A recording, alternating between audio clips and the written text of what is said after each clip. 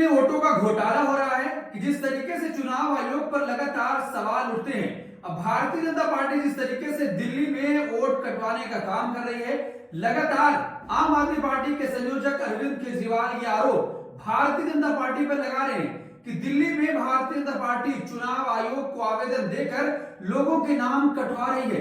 क्या पूरी तरीके से एक साजिश की जा रही है और भारतीय जनता पार्टी दिल्ली चुनाव जीतने के लिए कुछ भी करने को तैयार है और चुनाव आयोग पूरी तरीके से आंखें मूंद कर ये तमाम चीजें देख रहा है। दोस्तों, एक एक खबर पर विस्तार से चर्चा करेंगे कि आखिर जिस दिन दिल्ली में चुनाव आयोग की प्रेस कॉन्फ्रेंस हुई, उस दिन चुनाव आयोग ने दिल्ली चुनाव पर बातचीत ना करके महाराष्ट्र और हरियाणा के उन तमाम आरोपों का जवाब देता रहा। क्या चुनाव आयोग पूरी तरीके से फंस चुका है और क्या राजीव कुमार की मिलीभगत है कि अपने रिटायरमेंट से पहले भारतीय जनता पार्टी को एक और तोहफा देकर चले जाएं? जिस तरीके से आज अरविंद केजरीवाल ने साफ तौर पर चुनाव आयोग और भारतीय जनता पार्टी पर एक बड़ा आरोप लगाया। भारतीय जनता पार्टी ने एक बड़ा प्लान तैयार किया है कि अपने दिल्ली के सारे सांसदों को नई दिल्ली विधानसभा भेजकर वहां पर वोट कटवाने का काम फिर से शुरू किया जाएगा। देखिए, अरविंद केजरीवाल ने ट्वीट करके कहा कि सूत्रों के मुताबिक गाली गलौज पार्टी ने अपने 7 सांसदों को अगले कुछ दिनों में नई दिल्ली विधानसभा में फर्जी वोट बनवाने के लिए टारगेट दिए हैं। देखते हैं अगले कुछ दिनों में कितने नए वोट बनाने के आवेदन आते हैं। सब लोग इस पर नजर रखे हैं। आतिशी जी ने मुख्य चुनाव आयुक्त से मिलने का समय मांगा हुआ है।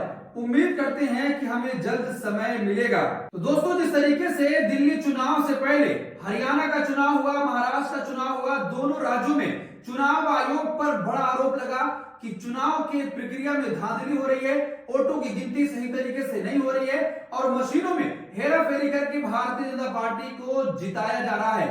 महाराष्ट्र चुनाव के नतीजों के बाद से लगातार ये मामला उठता ही चला जा रहा था और ये कहा जा रहा था कि अब मशीनों का बाइकआउट होना चाहिए और बैलेट पेपर से चुनाव होना चाहिए। हरियाणा चुनाव में जो धांधली हुई थी, सुप्रीम कोर्ट के सीनियर एडवोकेट महमूद प्राचा वहां के हाईकोर्ट जब पहुंच गए तो पंजाब हरियाणा हाईकोर्ट ने साफ तौर पर चुनाव आयोग को यह आदेश दिया कि जो भी जानकारी मांगी जा रही है आपको देना होगा। लेकिन चुनाव आयोग और भारतीय जनता पार्टी ने मिलकर रातों रात इस कानून में बदलाव कर दिया कि जो भी जानकारी अब तक दी जाती थी आम जनता को, अब वो नहीं दी जाएगी क्योंकि पारदर्शिता भी बचाए रखनी है। साफ तौर पर चुनाव आयोग की प्रेस कॉन्फ्रेंस दिल्ली चुनाव को लेकर हो रही थी, लेकिन राजीव कुमार पूरी तरीके से ऐसे तमाम आरोपों का जवाब देते रहे और एक बात उन्होंने बोली साफ तौर पर कि अगर जानकारी आपको दी जाएगी, सीसीटीवी फुटेज आप देखेंगे तो 36,000 साल लग जाएंगे। अब अंदाजा लगाइए कि चुनाव आयोग जो आरोप लग रहा है उसका जवाब कैसे दे रहा है। दोस्तों, जो आरोप दिल्ली में कई दिनों से लग रहा है कि भारतीय जनता पार्टी चुनाव आयोग को आवेदन दे रही है कि इस विधानसभा में इतने वोट काटे जाएं, इतने लोगों के नाम हटाए जाएं और इतना नाम जोड़ा जाए। क्या पूरी तरीके से भारतीय जनता पार्टी दिल्ली के चुनाव को जीतने के लिए कुछ भी करने को तैयार है? और ये तमाम चीजें चुनाव आयोग आंखें मूंद कर देख रहा है कि जिस तरीके से लगातार ये सवाल उठ रहा है कि इस देश में चुनाव निष्पक्ष तरीके से नहीं हो रहे हैं, उस पर पूरी तरीके से दबाव है। और जिस तरीके से राजीव कुमार को मुख्य चुनाव आयुक्त बनाया गया, साफ तौर पर कानून में बदलाव किया गया, उसमें चीफ जस्टिस ऑफ इंडिया हुआ करते थे, लेकिन पूरी तरीके से उनको बाहर का रास्ता दिखाया गया और उसके बाद राजीव कुमार को मुख्य चुनाव आयुक्त बनाया गया। आम चुनाव हुआ इस देश का, उसमें भी राजीव कुमार शायरी पढ़ रहे थे और जब दिल्ली के चुनाव की घोषणा हो रही थी तो आरोपों का जवाब देने के बजाय वहां पर मुशायरा कर रहे थे और सामने बैठे पत्रकार इरशाद है कर रहे थे। उसके बाद से लोगों ने कहना शुरू कर दिया कि चुनाव आयोग की प्रेस कॉन्फ्रेंस ये कब लग रही थी कि चुनाव का ऐलान हो रहा है, ऐसा लग रहा था कि वहां पर मुशायरा हो रहा है। ये कांग्रेस पार्टी के नेता श्रीनिवास बीवी ने लिखा कि मौजूदा चुनाव आयुक्त पारदर्शिता से चुनाव कराने से ज्यादा मुशायरे के लिए सटीक लगते हैं। तो दोस्तों, पूरी तरीके से राजीव कुमार के नेतृत्व में चुनाव आयोग की साख दांव पर लगी है और गंभीर आरोप लग रहे हैं। साफ तौर पर यह कहा जा रहा है कि भारतीय जनता पार्टी जो केंद्र में सरकार है पूरी तरीके से दबाव बनाती है और राजीव कुमार दबाव में आकर काम कर रहे हैं। उनको यह भी नहीं समझ में आ रहा है कि किस तरीके से लोकतंत्र पर लगातार प्रहार किया जा रहा है। उसके बावजूद भी वो वहां पर बैठकर शायरी सुनाते हैं। इस पर कांग्रेस प्रवक्ता सुप्रिया श्रीनेत ने साफ तौर पर कहा है कि चुनाव आयोग एक मजाक सा बनकर रह गया है। सुप्रिया श्रीनेत ने लिखा कि शायरी का आपका शौक है पुराना,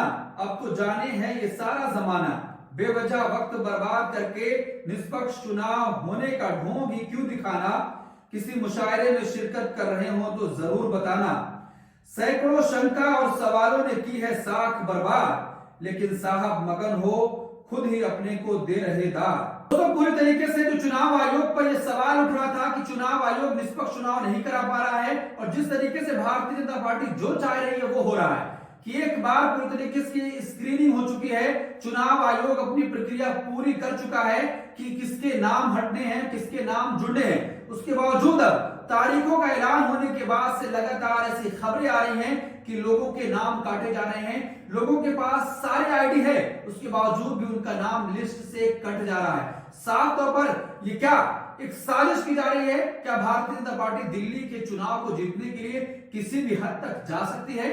तो दोस्तों, इस पूरे मामले पर आप क्या सोचते हैं? आपकी क्या राय है कि जिस तरीके से हरियाणा चुनाव के नतीजे आने के बाद जिस तरीके से धांधली का एक गंभीर आरोप लगा, चुनाव आयोग से मिलने का समय कांग्रेस पार्टी मांगती रही, आरोप बड़े लगाए गए, लेकिन चुनाव आयोग ने जवाब दिया कि आपके जो आरोप हैं इससे देश में अराजकता फैल सकती है।